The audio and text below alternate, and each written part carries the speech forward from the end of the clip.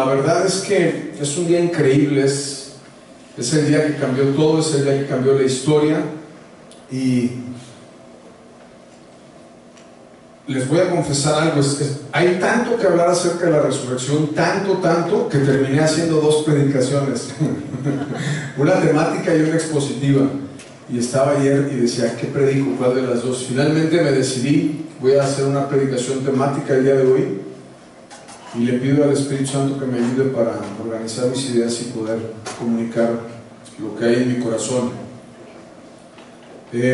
Hace algunas semanas, cuando empezaba a preparar este tema, no va a haber chiste hoy, fin del chiste. No me distraigas, pega, yo encargo. Entonces me llegó una idea en mi cabeza y un pensamiento que de repente me sucede. No se distraigan con Michelle, a la salida saludan todo el mundo, a Alex, a Cristian y a Michelle.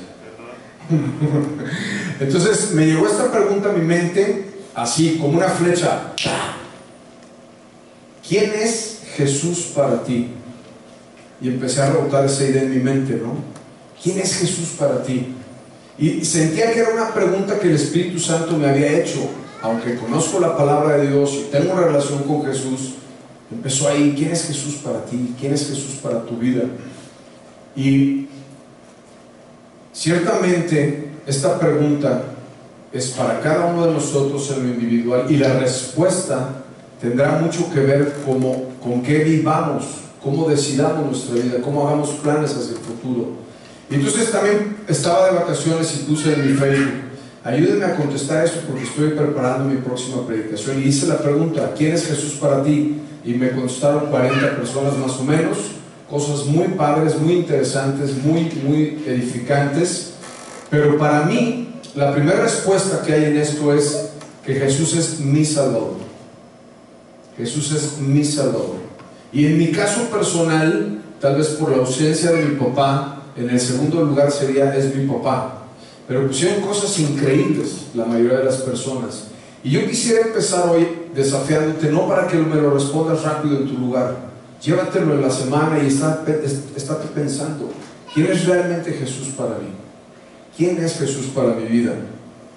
De hecho, en la semana, el viernes, no este pasado, sino el otro, tuve la oportunidad de ministrar la boda de Pepe e Isa, que están aquí con nosotros. Y entonces también lo utilicé dentro del mensaje, y he estado compartiendo mucho acerca de esto, porque lo que respondamos hoy determinará mucho del futuro de nuestra vida. Ahora, hoy es el día más importante dentro del cristianismo, el más importante en el mundo entero, porque hoy festejamos el domingo de resurrección, y eso cambió la historia, cambió todo, hizo que nuestra fe tenga sentido, y es un día muy especial para cada uno de nosotros. Cuando Jesucristo estuvo en este planeta hace algunos años, Él tenía aproximadamente 120 seguidores. Empezó su ministerio con sus 12 discípulos, y más o menos lo seguían unas 120 personas. La palabra discípulo lo que significa es aprendiz.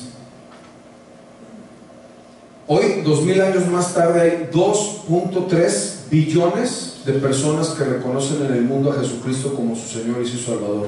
Es 1 de cada 3 personas. Juntándolos es más grande que China.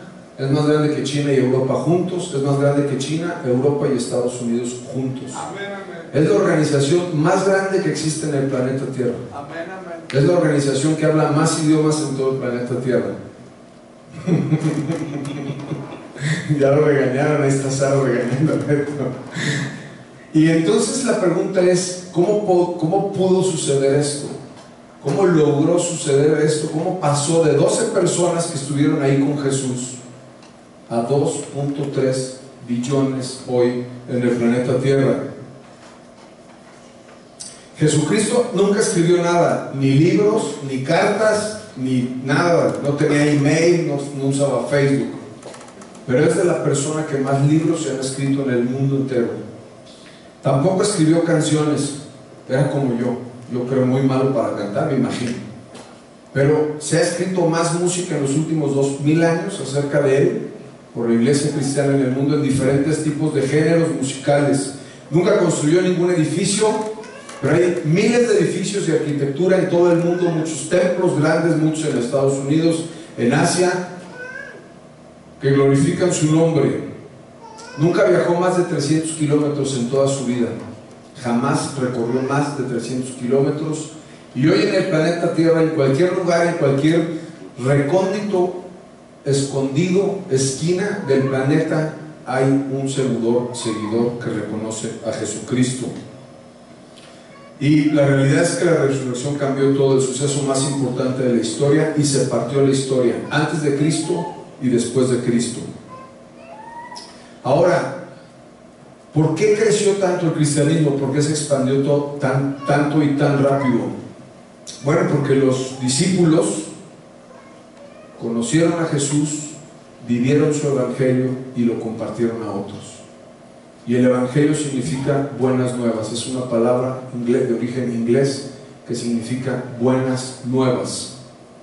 Entonces voy a tratar hoy de desarrollar algunos puntos que tú y yo tenemos acerca del poder de la resurrección. Y lo primero y lo más importante, si me siguen en las pantallas,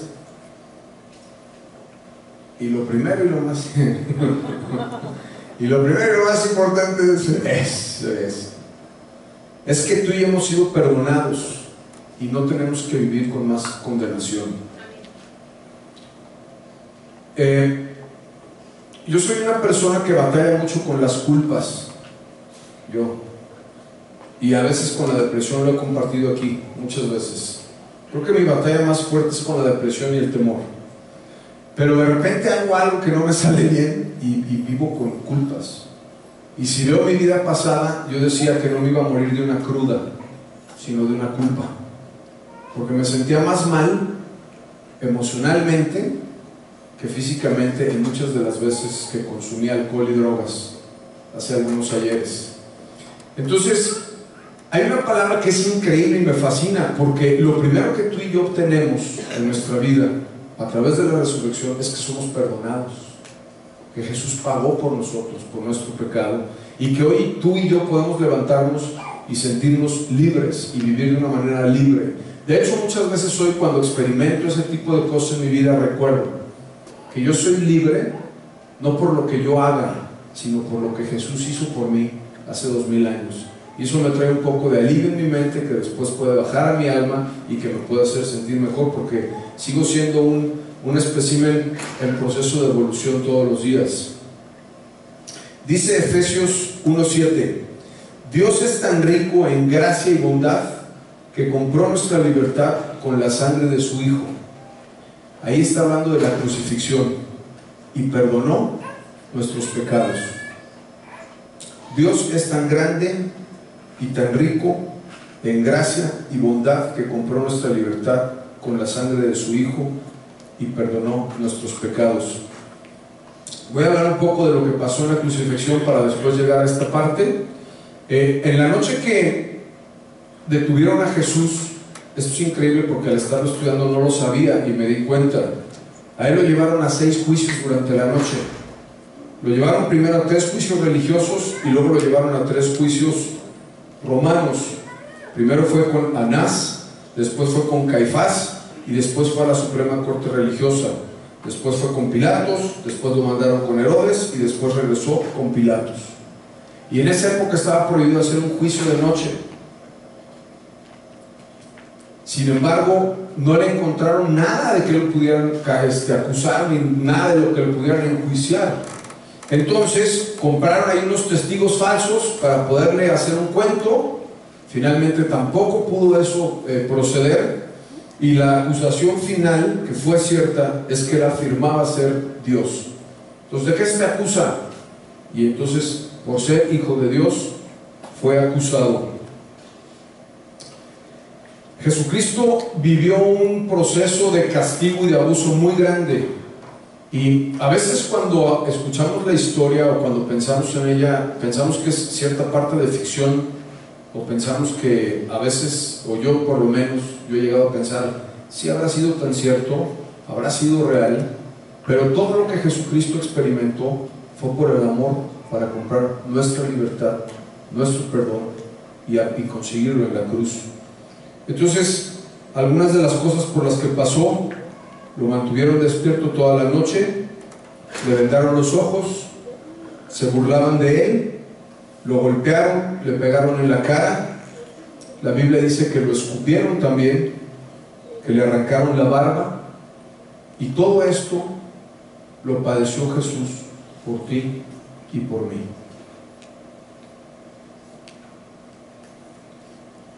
Él no dijo ninguna sola palabra, él no se defendió, él estuvo dispuesto a pasar por ese castigo, y se me hace el acto de amor más grande que podamos encontrar en una historia real. Porque cuando yo decía esta frase de ¿quién es Jesús para ti?, para algunos podría ser el hombre de la historia de la Biblia, o un superhéroe, o un profeta, o un maestro que existió hace muchos años.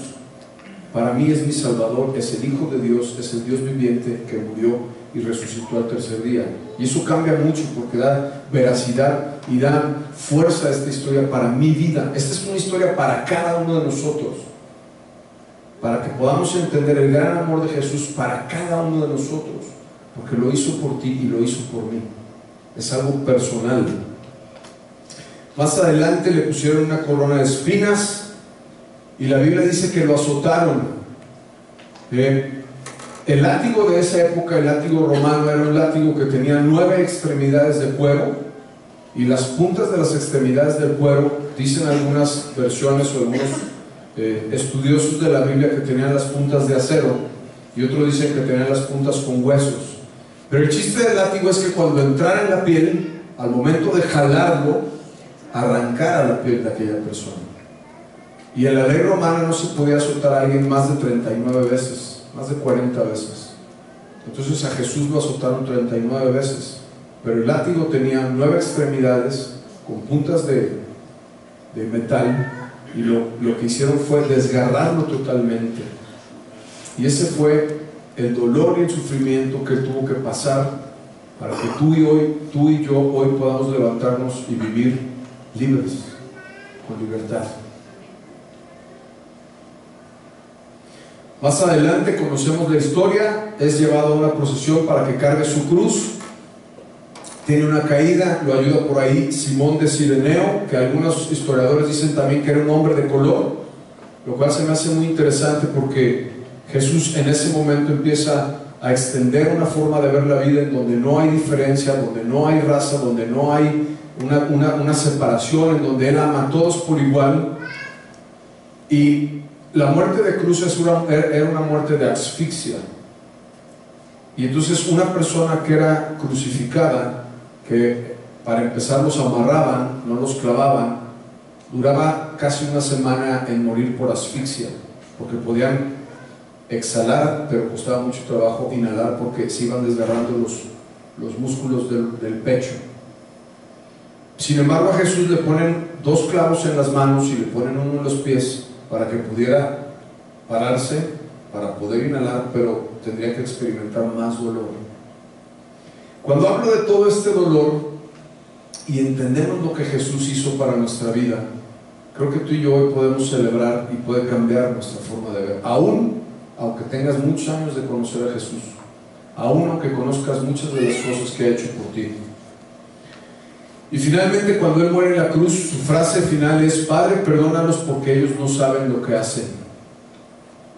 Ayer estaba platicando con Sara y estábamos hablando acerca de una pareja que ha venido un par de veces a la iglesia, y entonces Sara hablaba con la esposa de él y le decía: mira, si quieres venir, puedes venir, y si quieres venir a la clase de los miércoles a la casa, puedes venir, porque ellos tienen 2 hijos chiquitos que hicieron amigos en otro lugar. Y entonces Sara le dijo: no tenemos prejuicios, siéntete con libertad.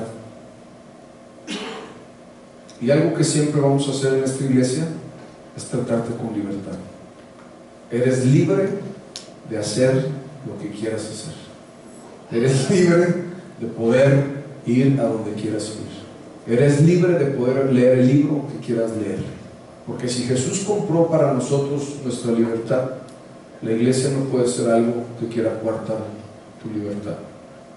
Claro, siempre vamos a estar deseosos de que vengas con nosotros y trataremos de nuestra fuerza de amarte y de sentirte bien recibido. Pero creo que es algo increíble. Cuando tú y yo nos levantamos y seguimos pecando todos los días, y el pecado nos obstruye nuestra vida y nos hace sentir mal, por lo menos a mí me hace sentir muy mal. A veces me he sentido muy, ¿cómo es la palabra? Cuando que no te aceptas, indigno. A veces me he sentido muy indigno para poder venir a predicar, o a veces me he sentido muy indigno para llamarme hijo de Dios o para llamarme pastor, y nunca le he sido fiel a mi esposa. No te imagines cosas raras, pero aún así, en esos momentos así me he sentido. Pero el amor de Dios, su perdón y su libertad está por encima de nuestro pensamiento, y tenemos que saber lo que Él hizo y el gran amor que tiene por nosotros. Ahora, ¿por qué digo esto? Dice Isaías 53 del 6 al 10: todos nosotros nos hemos extraviado como ovejas, hemos dejado los caminos de Dios para seguir los nuestros. Sin embargo, el Señor puso sobre Él los pecados de todos nosotros. Cuando esta palabra dice que nos hemos extraviado como ovejas, quiere decir que hemos hecho lo que se nos ha dado la regalada gana con nuestra vida, que nos hemos apartado de Dios, que muchas veces no lo hemos honrado. En el mundo moderno, ser santo y servir a Dios y conocerlo ya no es algo tan popular. En el mundo moderno hay otras cosas que van más de acuerdo a otras tendencias, que muchas son pecaminosas, por cierto, y que entonces son más populares. Hemos hecho lo que hemos querido con nuestra vida, ni siquiera a veces hemos considerado tomar en cuenta a Dios. Pero esta palabra, que es una profecía de Isaías que se escribió 700 años antes de que Jesús viniera, dice: el Señor puso sobre Él y fue oprimido y tratado con crueldad, sin embargo no dijo ni una sola palabra. Como cordero fue llevado al matadero y fue enterrado como un criminal. Fue puesto en una tumba de un hombre rico, y sin embargo, cuando su vida sea entregada en ofrenda por el pecado, tendrá muchos descendientes. Es una palabra que se sigue cumpliendo hasta el día de hoy. 2.3 billones de seguidores de Jesucristo en todo el planeta Tierra. Esta es una de las más de 300 profecías que se escribieron acerca de Él. Y Romanos 4:25 dice: Él fue entregado a la muerte por causa de nuestros pecados y resucitado para hacernos justos ante los ojos de Dios.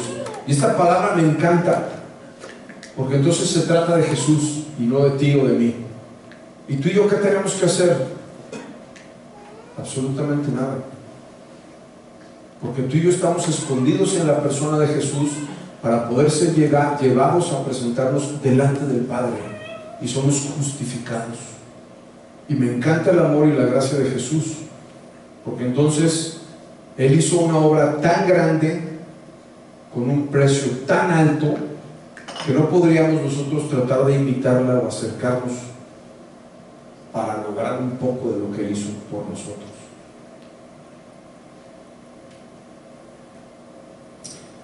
Hay una tradición judía que cuando los judíos invitan a alguien a comer a su casa, generalmente usan servilletas de tela, y cuando se van tiran la servilleta abajo de la mesa o en una canasta, porque si la dejan encima es una señal de que se sintieron mal o los atendieron mal y de que no van a regresar. Y cuando Jesús sale de esa tumba que muchos decían que le habían robado el cuerpo, vemos que las ropas quedaron encima de la piedra donde yacía, como una señal de: yo no voy a volver a regresar a este lugar. Eso es algo increíble, porque eso es lo que cambia y le da poder y fuerza a nuestra fe. Los discípulos habían caminado con Jesús, habían estado a su lado, lo habían hecho, lo habían visto hacer milagros, y entonces de repente es llevado, es matado brutalmente en una cruz. Yo hubiera comprado un boleto de avión si hubiera estado ahí en esa época, aunque no hubiera habido avión, y me hubiera ido no sé a dónde, a otro planeta, hubiera sentido más pavor y más miedo que nada. Y por supuesto que ni si yo hubiera negado a Jesús no 3 veces, sino unas 30 veces, siendo honesto. Pero este hecho transformador es lo que da poder a nuestra fe, es lo que da sentido a nuestra fe, es lo que da vida y esperanza a nuestra fe. Y obviamente, si también hubiera estado ahí y me hubiera tocado ver a Jesús resucitar, pues hubiera dedicado toda mi vida a compartir acerca de lo que Él hizo, porque me hubiera dado cuenta de primera mano y hubiera sido palpable para mi vida que Dios, que Jesús no era un profeta, sino que era el Hijo de Dios viviente y que era un Dios vivo. Y eso hubiera traído una fuerza, como me imagino que trajo a esos discípulos que esparcieron el Evangelio por todo el mundo. Otra cosa que obtengo en el poder de la resurrección es que tengo fe en un Dios que es ilimitado, y vemos cómo Jesús venció la muerte.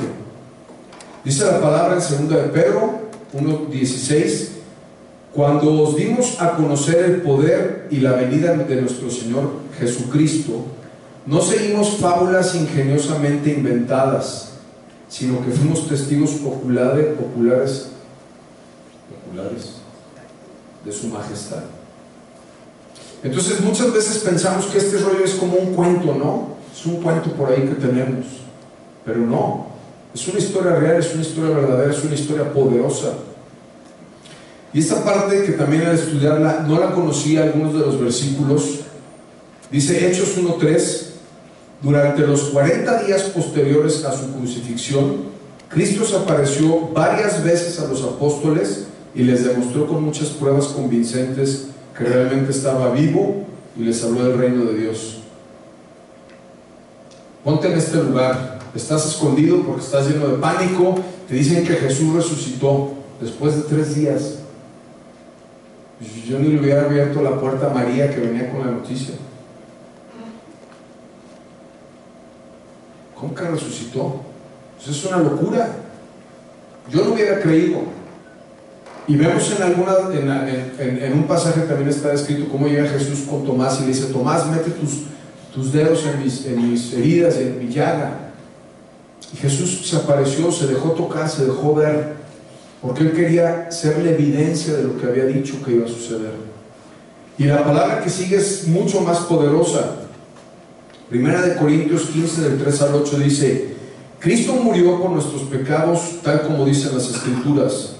Fue enterrado y al tercer día fue levantado de los muertos, tal como dicen las Escrituras.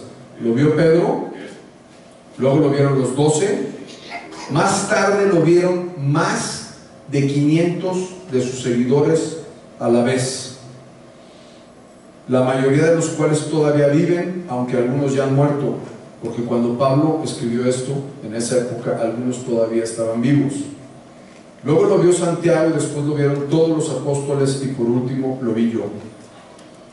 Imagínate los soldados romanos que lo crucificaron, o los que se jugaron a la suerte sus ropas, o los sacerdotes que le escupieron y le insultaron, y de repente vieron caminando por allá a Jesús. Imagínate, porque todo el mundo se dio cuenta, más de 500 personas lo vieron. Imagínate, nada más de pensar, siento escalofríos. Y obviamente fue un mensaje tan poderoso que por eso creció y corrió con tanta fuerza. Después de 300 años en Roma, el cristianismo era la religión oficial del imperio. Ahora, algo que se me hace increíble y que Sara estaba orando es que el Espíritu Santo, Jesús resucita, está con sus discípulos y les dice: ok, ya me voy, pero no hagan nada hasta que yo les mande el Espíritu Santo, y les conviene que me vaya porque les voy a dejar a otro que es de la misma especie y va a poder estar con ustedes, los va a poder acompañar, los va a poder guiar en sus vidas. Y esta es una de las grandes promesas para nuestra vida, porque no podemos ver a Jesús, pero podemos sentir el Espíritu Santo, podemos conocer al Espíritu Santo. El Espíritu Santo puede hablar a nuestras vidas, puede darnos dirección. El Espíritu Santo tiene poder para restaurar nuestra familia. El Espíritu Santo tiene poder para liberarnos de una adicción. El Espíritu Santo tiene poder para restaurar a un hijo, a un hábito, cambiar tus finanzas, para sanar. La Biblia lo dice, lo voy a leer. Entonces esa es la herramienta que tú y yo tenemos hoy a nuestro alcance, y esa es una de las grandes promesas y regalos que Jesús nos deja con su resurrección. Nos deja el Espíritu Santo. Dice Hechos 1:8. Jesús dijo, cuando venga el Espíritu Santo sobre ustedes, recibirán poder y me serán testigos tanto en Jerusalén, como en Judá, como en Samaria y hasta los confines de la tierra. Y en Efesios 1:19-20 dice esto: pido en oración que entiendan la increíble grandeza del poder de Dios para nosotros, los que creemos en Él. Dile a la persona que está a tu lado, esta es la palabra clave.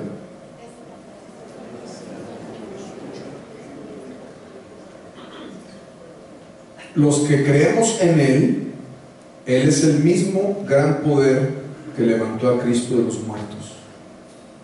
Y por eso es que a veces, cuando alguien empieza a venir a la iglesia y Dios transforma su vida y la gente lo empieza a ver como medio raro, ¿no? Ay, pues qué onda, mano, ¿por qué cambiaste tanto si tú eras así, eras asado? ¿O qué te pasó en la vida? ¿O te ves diferente y te brillan los ojos y hasta barba te salió? Y cosas así, ya sabes, ¿no? Porque Dios cambia nuestra vida, porque Dios restaura nuestra vida, porque Dios libera nuestra vida, porque Dios trae esperanza a nuestra vida. Ahorita que estaba compartiendo Sergio la cena del Señor, pensé en algo. La cena del Señor es un símbolo y no hay poder tal en la cena del Señor, pero es un símbolo en el que yo puedo hacer que mi fe sea ejercida. Es un símbolo para incrementar mi fe, porque yo sé que ahí está representado el cuerpo de Cristo y la sangre de Cristo. Entonces el Espíritu Santo hace que yo tenga fe. La Biblia dice que para el que cree todo es posible, y está llena de 33,000 promesas y 8,000 bendiciones. El Espíritu Santo es el que hace eso posible en mi vida. Otra de las cosas que suceden increíbles es, y me encanta, soy amado incondicionalmente por Dios. Escucha esta frase: ustedes no pueden hacer que Dios los deje de amar. Pueden tratar, pero fracasarán, porque el amor de Dios no se basa en quiénes son, sino en quién es Él. No se basa en lo que ustedes hacen, se basa en lo que Él ha hecho. El amor de Dios es transformador. ¿Qué acto más grande de amor puede existir que saber que Cristo fue a una cruz para pagar por mis pecados, para darme vida eterna y para que junto con ello sea coheredero con Él y está sentado en el cielo a la derecha del Padre intercediendo por mí todos los días? Todos los días. Todos los días. Todos los días. Y a veces tenemos una bronca y queremos buscar un amigo que nos ayude, cuando sabemos que Cristo está sentado a la derecha del Padre intercediendo por mí todos los días. Hubo una época que todavía sigue sucediendo en donde se puso de moda un ministerio en Estados Unidos, sobre todo, que se llama Juan 3:16. Aquí hay un futbolista, va a saber de lo que hablo. Entonces, en todos los partidos, muchos de fútbol, en el mundial y en los partidos de fútbol americano, había unos cuates medio locochones que levantaban un cartelón que decía 3:16. Así se llama el ministerio. Es más, yo lo empecé a ver antes de ser cristiano. Decía, ¿qué es eso? En el mundial, no me acuerdo si del 86, salió un cuate con una peluca de colores y se levantaba con su cartelón JN, Juan 3:16. Y es la frase más famosa que existe en la Biblia. Pero yo quisiera que en el posmodernismo fuera más famoso Juan 3:17. Me gusta más. Voy a leer las dos. Juan 3:16 dice: pues Dios amó tanto al mundo que dio a su Hijo unigénito, para que todo el que crea en Él no se pierda, mas tenga vida eterna. Y el 17, que es mi favorito, dice: Dios no envió a su Hijo al mundo para condenar al mundo, sino para salvarlo por medio de Él. Y me encanta, porque Dios nos ama. Aunque muchas veces la iglesia, y hablo de la iglesia en general, a nivel mundial, muchas veces condena en vez de amar y perdonar. Y entonces tú tienes que hacer esto, y tienes que ser diferente, y tienes que venir a la iglesia, y tienes que leer tu Biblia, y tienes. Y es que si no haces esto, Dios se ofende, y si no haces lo otro, Dios se va a agüitar. Y me encanta el 17, porque Jesús no vino a condenar al mundo. Eso es lo que Él vino a hacer. Vino a amar, no a condenar. Y tú y yo tenemos que levantarnos todos los días y saber que Jesús nos ama y que no hay nada que podamos hacer para que Él nos deje de amar. Nada. Yo tengo 3 hijos, 2 son adolescentes. Por eso es que se me cae el pelo, ya lo he dicho muchas veces, ¿no?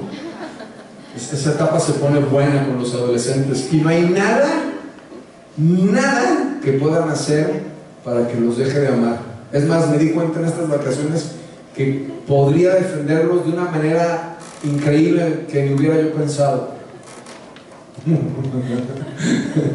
Es chiste familiar entre las locuras de la familia. Y me encanta, porque Jesucristo pagó todo en la cruz. Su amor va a hacer que tú y yo queramos estar con Él. Su amor va a hacer que tú y yo queramos venir a la iglesia. Su amor va a hacer que tú y yo tengamos hambre y sed de ir a la palabra de Dios. Su amor y su Espíritu Santo va a hacer que tú y yo lo tomemos en cuenta, lo pongamos en primer lugar. Su amor y su Espíritu Santo va a hacer que podamos responder ¿quién es Jesús para nuestra vida? Y honrarlo con nuestra vida. Honrarlo. Porque este rollo no es de hacer y de no hacer. Este rollo es de conocer a Cristo y de relacionarse con Él, de amarlo, de llevarlo en el corazón, no en una camiseta que diga I love Jesus. O en español, amo a Juanita. No, amo a Jesús. Tampoco. Y me gusta mucho Juan 13 porque es como un fundamento para la iglesia. Y la iglesia debe de ser así, como dice la palabra de Dios. Muy sencillo, dice: les doy un nuevo mandamiento, ámense unos a otros tal como yo los he amado. Ustedes deben de amarse unos a otros, y el amor que tengan unos por otros será la prueba ante el mundo de que son mis discípulos. Ese debería ser la visión de la iglesia a nivel mundial. De hecho lo es, porque tú puedes llegar a una iglesia en Rusia, o en Colima, o aquí mismo en la ciudad de Guadalajara, o en Estados Unidos, o en Turquía, o en Corea, o en China, y decir, llegar y meterte a la iglesia, te van a recibir, te van a dar un abrazo, te van a decir welcome o Roskuchka y bienvenido, benvenuti, todo eso ya sabes, y te van a sentir como parte de la familia de Dios, porque eso es lo que nos caracteriza. Ojo, el amor, no la condenación, no el juicio, no el señalamiento, no el menospreciar al otro, no el sobajarlo, no el decirle lo que está mal en su vida. No, el amor, que todo lo puede, que todo lo sabe, que todo lo perdona, que todo lo sufre. El amor, el amor. Tú y yo tenemos todos los días que tener una oración genuina y decirle: Señor, como tú me has amado, ayúdame a poder amar a los que tenemos a nuestro alrededor. El amor podría cambiar nuestro mundo.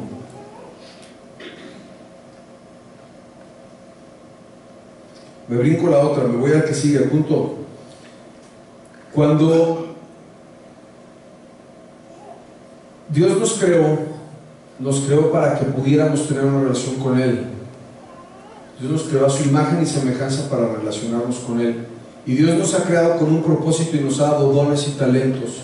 Entonces nuestros dones y nuestros talentos nos sirven aquí, en este mundo, para hacer lo que hacemos.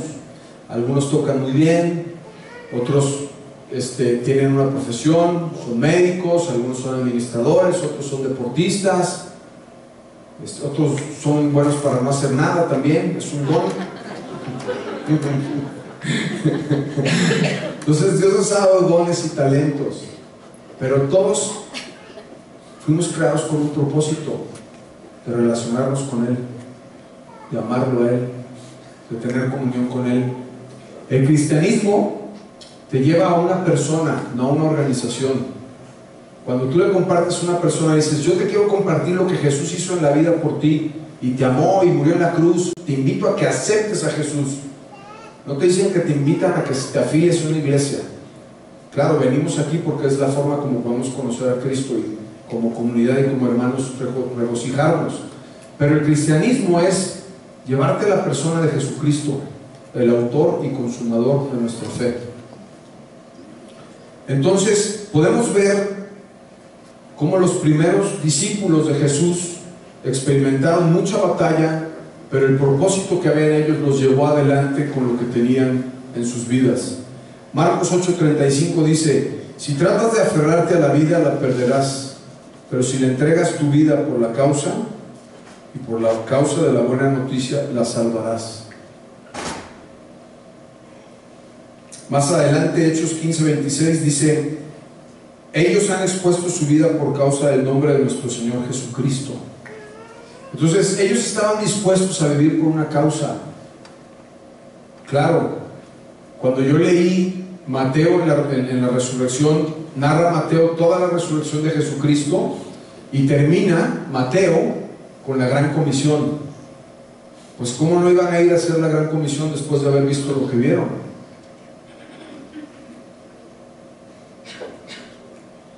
Filipenses, me brinco una cita, me voy a Filipenses 1:21, dice: pues para mí vivir significa vivir para Cristo y morir es aún mejor.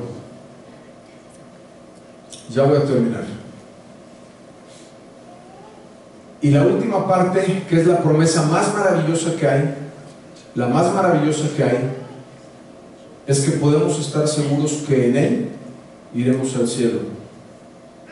El miedo número uno en una persona es el miedo a la muerte, porque no saben a dónde van a ir, no saben lo que va a suceder.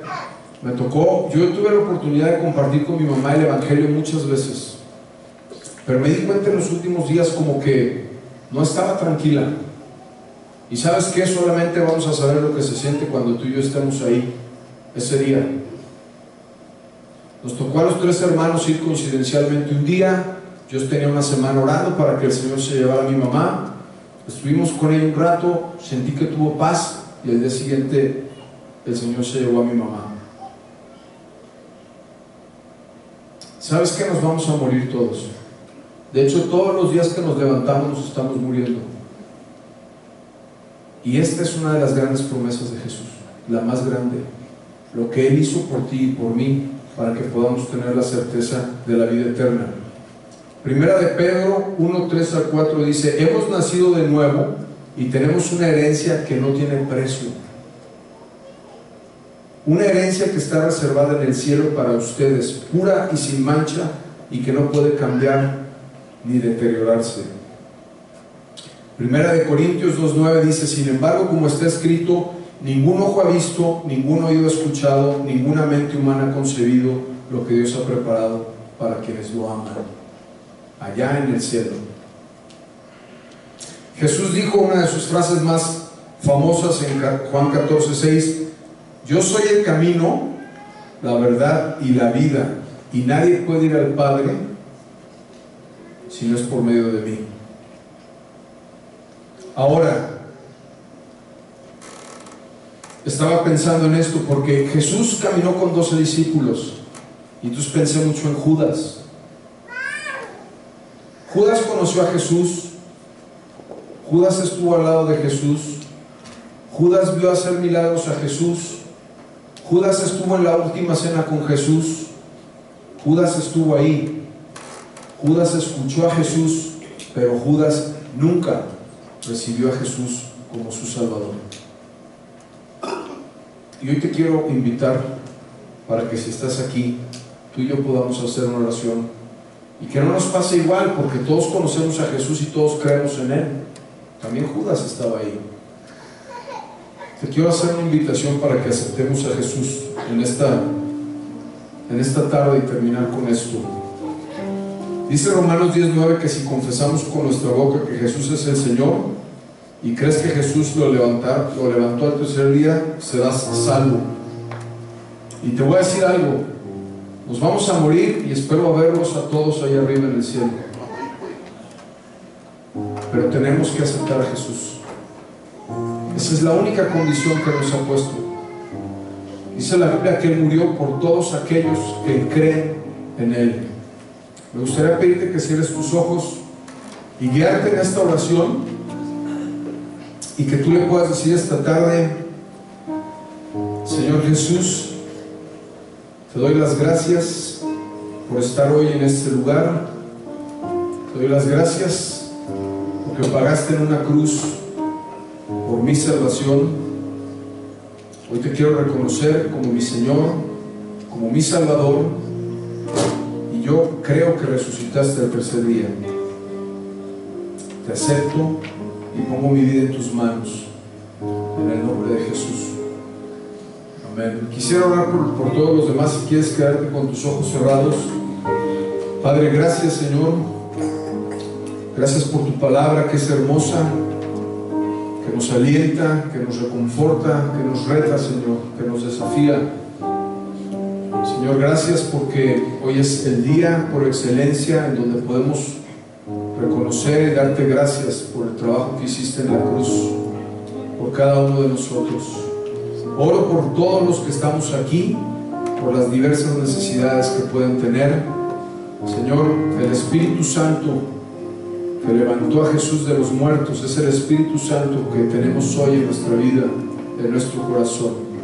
Te pido que nos inundes con tu amor, que nos llenes de esperanza, que traigas sentido y propósito, y que siempre, Señor, podamos reconocerte y ponerte en primer lugar en nuestra vida. En el nombre de Jesús. Amén y amén.